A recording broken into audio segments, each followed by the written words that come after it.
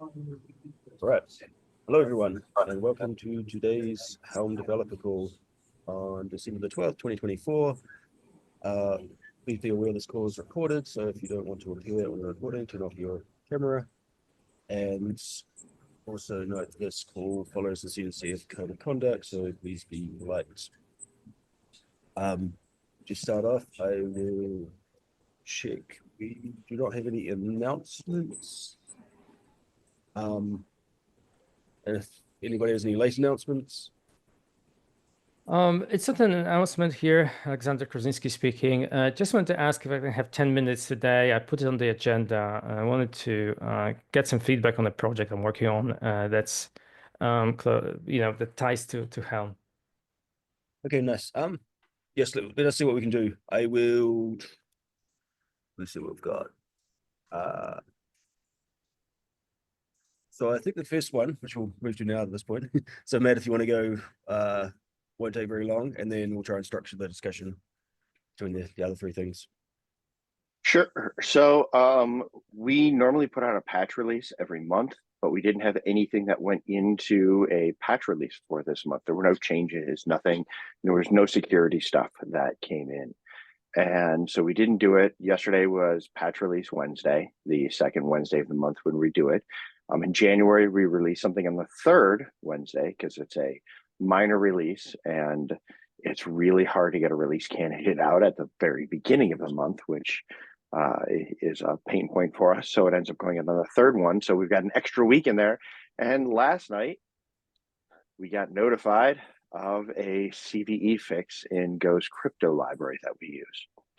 So I haven't looked at the exact depth, but it's going to come up on scanners. And I was wondering, should we go ahead and cut a patch release that just fixes this and try to get that out today or tomorrow? My 2 cents would be to look at the severity. If it does affect Helm, it's probably a nice thing to cut a patch release. I dislike scanners and their false positives, but they do cause a lot of noise for people. And we will get pinged on this one. We'll start getting issues in here within a few days if we don't react to it. I did see another security on the subject. There was Moby had a race condition that's network stack. I didn't actually look at the details, but I would be 99% confident this won't affect Helm. But presumably people also start thinking about this at this point, so we may want to patch that one too. The Moby one doesn't show up as something that we're using. Okay, I just saw the issue go past, but like I said, the details. Did it? It did. Okay, I'll have to go take a look. But yeah, it's a high one, and let's see.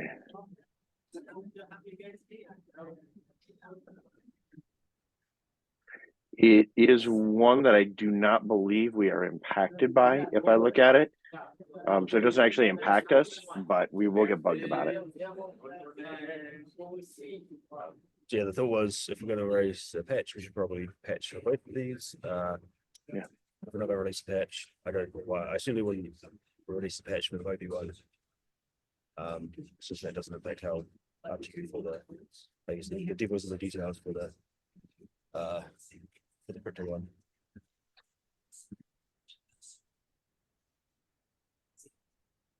Yeah, I don't see anything that's showing up security-wise for Moby. So if you could ping me with that one, we can do it in the background. But I can go release one that's just for this one bump, just to appease all the people who will bug us. All right, I did this after the call. Okay. Moderate and find this, etc. So next, we move on. Thank you, Matt. So yeah, Alex, I guess you're next on the list. And I forgot to say welcome. Thank you for joining us. Appreciate you joining the call. Thank you. Yeah, I appreciate your time. So let me first share the screen. And I have a presentation. I promise it will only take 10 minutes because I did speak about it already, and I know I'm able to do it quickly. All right, one more second.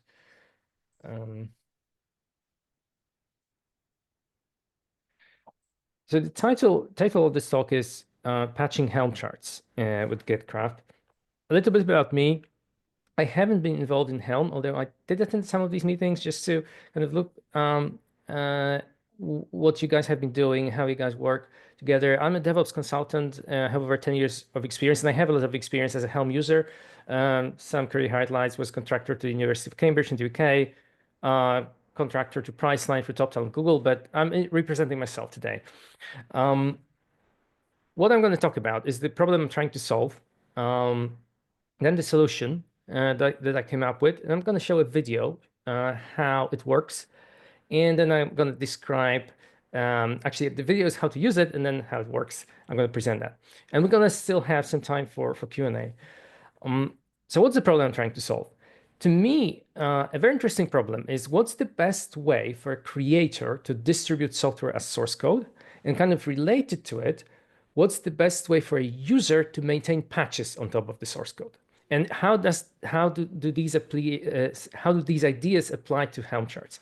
I think this is a surprisingly unsolved problem. Although there are ways of doing this, I believe there's a better way. There must be a better way, even if that's not the one I'm presenting. And that's why I'm looking for feedback. I would love to really improve the experience here. So what are the possible solutions? I've worked with a company that purchased software from a vendor, and the vendor provided Helm charts to install the software and provided the Helm charts by email. And this, for software that isn't open source, and that was the simplest thing they could do. And it kind of made sense for them, but of course it makes it more difficult to automate over storing in a repository or somewhere. So of course the next stage is storing in some kind of repo, a Helm repo, OCI repo, the most recent technology. But both of these methods have a problem. If the user needs to modify the Helm chart, they need to untar it. They need to store it in Git somewhere, and then patch it, and then perhaps update it by untarring another tarball. So is there a better way of doing this? Because the problem I found is that unfortunately, when Helm charts arrive from a vendor, they are not always ready to be used in a given infrastructure. What can happen is that a given Helm chart may not allow for certain customizations through the values YAML file that the user expects, and then they have to modify the templates. So how do you do this? What can you do in this situation? So you have to create a patch, and one way of doing this, first thing that comes to mind is using a customize file. So Helm already has the customized switch, as you guys know, so you can customize the hydrated manifest. But that's not exactly, I think, ideal for many cases, because by doing this, you're customizing the hydrated manifest. What if you want to modify the template and then perhaps in the future contribute your change back to the open source community?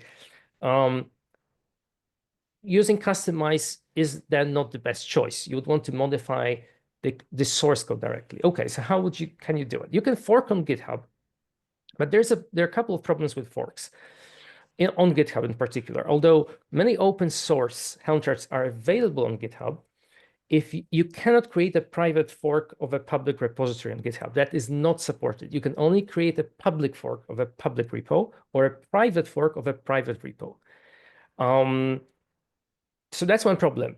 A company may want to use an open source Helm chart and then modify it internally before they decide to release the patch. That's not really supported. Now, even if you create a private fork of a private repo, there are actually security issues with that. There's this very interesting article from July this year that describes that all kind of hierarchy of private forks is really one security domain. Someone who in a different organization can read even deleted repositories, deleted commits, deleted branches essentially from a different repository in the same fork network. And that's kind of tied to how GitHub works. That is not necessarily a bug, because GitHub kind of describes this issue in their manual, in their documentation. It's not a secret that it works like this, but it is an issue for organizations, for privacy. So what are the other solutions? So actually, patch management is not a new problem. So all distributions like Debian or Red Hat need to often patch open source software to make it a part of the distribution. And they use software like Kilt or percent patch is a feature of the RPM packaging system. So what they do is they create a patch file. That's the plain text file that has pluses for every line you add and minus for every line you remove. And you store that patch file in a repo. And that works, it's being used on a massive scale by distributions. But the problem with this approach is if you make a change to a patch file, you kind of, it feels like using one version control over another version control system. Changes to a patch file are completely unreadable in the history of Git. So again, it's not kind of an ideal solution. Okay, so what's the solution I'm proposing here? Storing customizations as Git commits, first of all. Second, basically, I'm providing a new implementation of private forks in GitHub that doesn't have the limitations that I described earlier.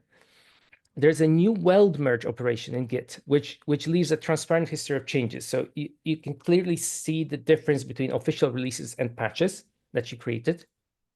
And there's an easy path to contributing back to the community. And it's best to explain it on video. It's going to be quite quick. So please don't ask questions yet. I'm going to comment the video as it goes. So this view here is the view of the Gitcraft organization. It's not public yet. I hope to release it soon. So all these repositories are private at the moment, but they will be public. And the idea is that there are all these different Helm charts here.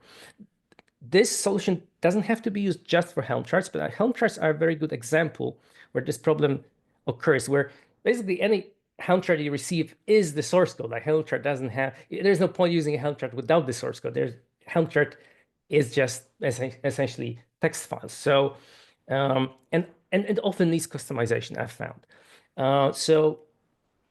This is why I'm kind of focusing on Helm charts.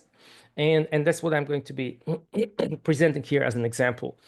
So these are the repositories, and say a user wants to fork Nginx and modify it, customize it, and then deploy it. So they go to this repo, and they have a button here, private fork. That is a new button. That's not normally in GitHub. They choose the organization they want to fork to. It's a private fork. And they get this view. Now they have to wait a little bit. There's a new button. You can watch the progress. Once it's done, you have your private fork of a public repo. So what does it look like? You have different commits here. You have a commit for every release. And at the top, it says here 18.2.0 is the current one. So let's say you want to make a change. You can make change to any file, any template file. I'm actually going to make a change to values YAML and later explain why I chose this one, not a template file, but you can make the change anywhere. And let's say you want to change the tag, right? Common use case, actually. Let's say I needed to roll out my own package, right? My own image. So I can look at blame here. It's very interesting because for every line, you can see which release it comes from. And this is the change that I made. And there's some more interesting stuff here. You can click here and you can see there's a link directly to the Git repository that developers use to develop this chart. So you can find it easily. Now, let's say you want to update, because that's the interesting use case. You want to update without losing the customizations. So I know that the next release happens to be 18.2.1, so I'm going to just type it in, but you don't have to, then you will pick up the latest. So now you have the combined 18.2.1, the basically update with the customization. And you can see it here in the commit list. Now, interestingly, our commit shows up twice here, and I'll later explain why. And at the top, we have 18.2.1, right? So that's the latest one with our changes combined. All right, so now let's consider a more interesting case, which is what if there's a conflict between the update and the change we made. So I happen to know that the next update is going to have a conflict.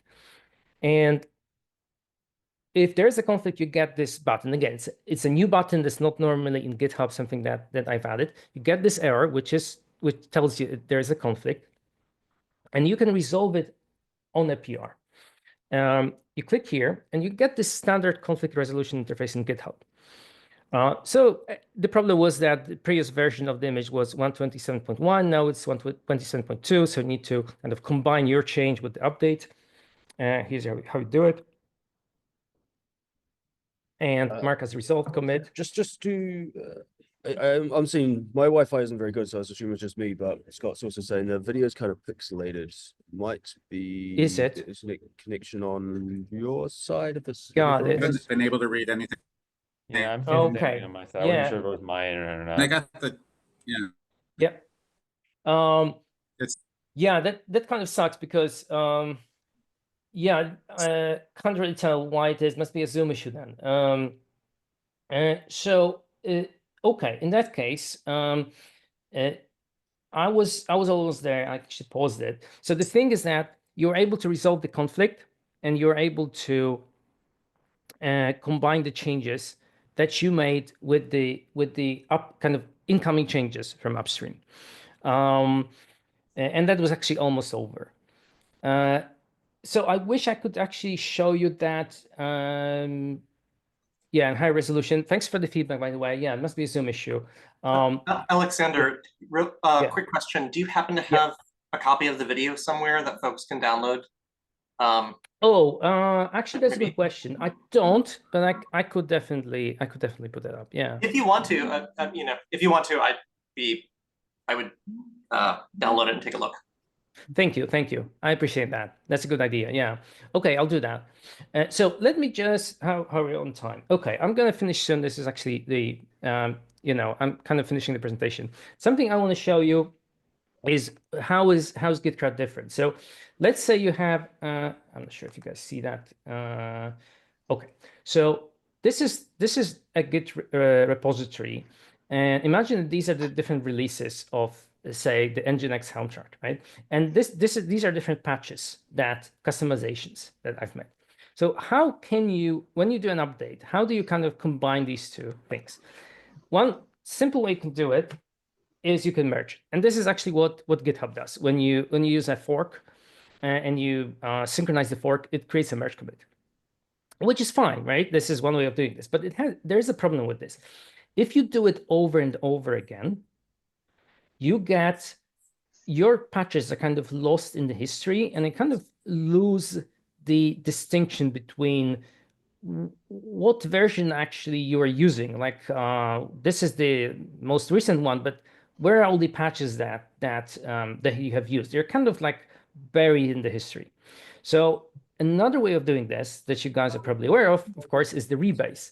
So with the rebase, what you do, this is the latest release, right? This is the old release. These are your patches.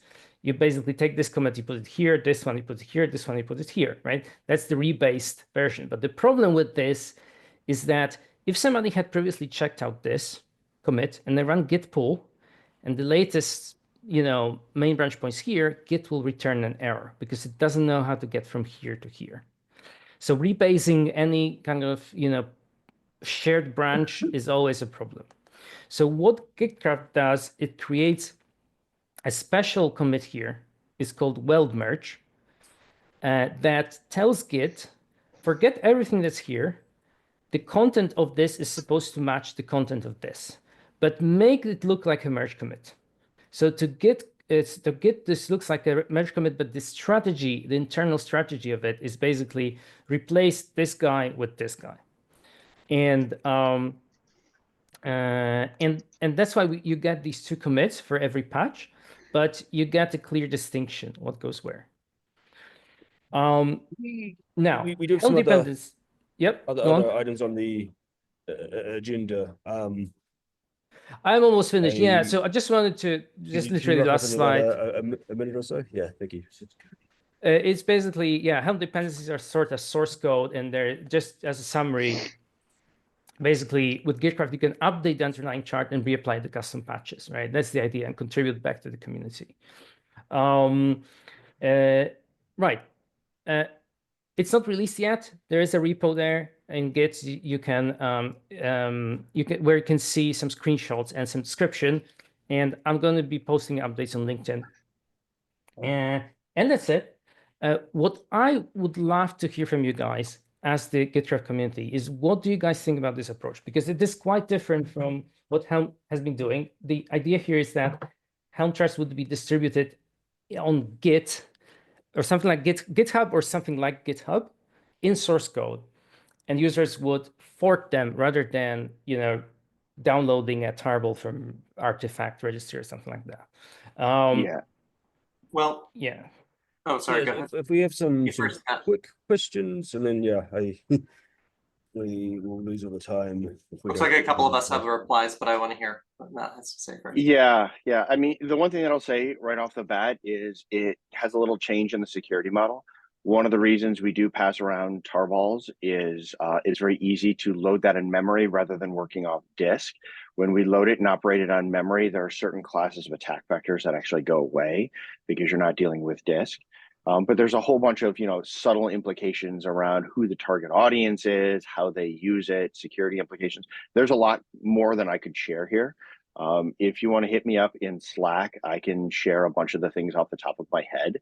That may be the easier way. If you want to jump into Helm users or Helm dev and directly ping me at Matt Farina, I am more than happy to just share a whole bunch of random thoughts on the approach. Neither good nor bad, just what comes off the top of my head. Love it. Thanks. Yeah. Yeah, I love that. A public chatter on that sounds great. Yeah, there's too much to describe except for it's important to note that we don't currently require users who distribute charts to make their source code public, even for publicly available charts, but it's really encouraged. One of the things that on Artifact Hub you'll see that when you're looking at it and when the conversation around this happens, we've been encouraging folks to, not everyone does this, but encouraging people to use Artifact Hub annotations to tell people where their source code is for their charts. Right. So that's at the very least something that could work with your model if people choose to do that. Yeah.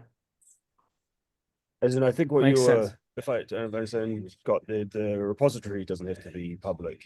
You publish a chart from wherever, but once you have a chart, you can look at the YAML and templates inside. It's sort of binary. Yeah. Makes sense. Makes sense. Got it. I'm gonna keep on moving. So Ingi, is your one very fast? What should we try and defer to next I week? relinquished my time today. Okay. Apologies, we didn't manage to make that. I wanted to discuss for Helm 4, if anybody is interested in trying to separate out the CLI and SDK further. I think it'll be a nice thing to take on. I have the idea that we should probably do it. I don't exactly know what other people might think in terms of like design patterns and how to inject dependencies into actions and all that good stuff. But if anybody's interested, there are a few people that have already volunteered to at least review and talk about it. People who are like very heavy Helm SDK users. So we can, you know, as you group people together, I can just read. Yeah, that would be the goal, to try and get people's feedback and like sort of a working group, I guess. Yeah, and it may just start with something like a HIP describing the goals and what you want to do there. Because I think it's a good idea to, you know, to break some of those things up. Like the SDK expects things off the file system that probably should just be injected to the SDK. So, you know, somebody who's not using the file system the way the CLI does can do something different there. There's all kinds of little things like that we can do different. Awesome. There's a lot of weird workarounds that like we had to do with Flux with the client, the Helm client. A lot of weird wrappers and like double, definitely some good. I will draft up a HIP, another one on my list, yeah, we'll try and take it there, and I'll reach out on the Helm Dev Slack channel to try and get anybody who wants to try and think about this. Right. Next, I was also going to say, does anybody want to like do a offline HIP review session? When I say offline, like a like on Zoom probably, but external to this meeting. Say it again, there's a bunch George. out I there. didn't hear your questions. A little slower. Oh, the question was, does anybody want to try and review some hips at a particular time I on see. Zoom, but just like external to this meeting? Sit down together. Scott, I think I saw your hand. Count me in. Yeah. Yes, I would love to. I already have a slot pre-picked out where I am going to do that from 3 to 4 p.m. Eastern time tomorrow. So if Okay. anybody wants to join me at that time, that's already on my to-do list. It's actually on my calendar. Where do we join you, Matt? I'll join. I'm free. You can use the same Zoom, right? We'll use this meeting room. We'll just use the Okay. same Can I- Zoom information. Can I suggest that we also post in Helm Dev for anyone else who wants to join but isn't able to make this meeting that we're on right now? Sure. Sounds good. Sounds good. In just time. Shout outs, social media amplification, and then assignments.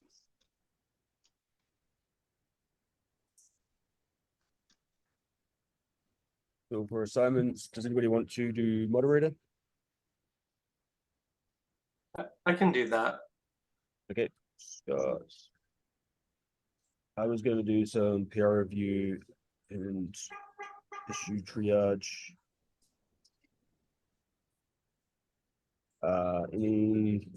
I'll let you all know. I plan on doing a number of backports because we actually need to get the backports in for the Helm V3 release that's coming up. And so, George, if you're doing reviews, I'll probably ping you about some of that. But I was going to focus on working on some of that stuff in the next week. Because the release candidate date isn't that far into the new year, and we want to get those things done. Yes, I've been thinking about those deck collects. The list has been growing. Notes, I can do notes, and then we can finish up. Yeah, add me for PR too. Yeah, same here.